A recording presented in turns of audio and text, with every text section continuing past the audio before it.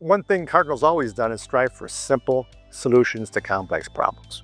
Simple solutions are not always the easiest solutions, but ultimately it's best for the customer.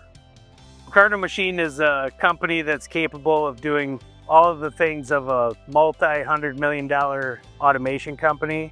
But we have a small town, small business vibe that allows people to be in a good relationship with the executive team and with the people that are building the machines. Our customers know that they can come to us and they're going to work with the same person they did on the last project, and they have an understanding of their company, their individuals that work for them. We have long-standing relationships. Customers have more of a feeling of importance at Cardinal than they may have at some of our larger competitors. You're going to be the big customer in the room. You're going to get all of the time and focus and energy. Multi-$100 million machine builders, that's not the same case. And that's a big deal. But they're just not going to treat it like the project that we will.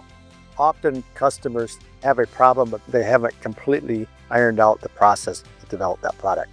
I think they might know a little bit about what they want. They probably know a lot about what they need.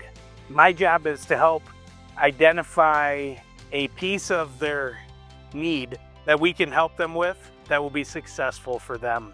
We have a relatively small team, a close-knit team. At Cardinal, we're a family.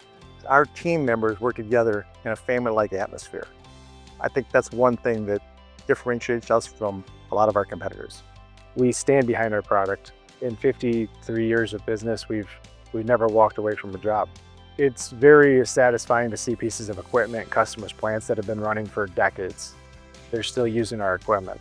There's no substitute for good quality. To that end, new technology by design has evolved into our equipment.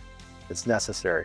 We have to adopt that new technology, but not at the sacrifice of old school craftsmanship. You know that it's not going to be something that's going to last a couple of years and then they're going to have to replace it. If we do the job right, everything else will take care of itself.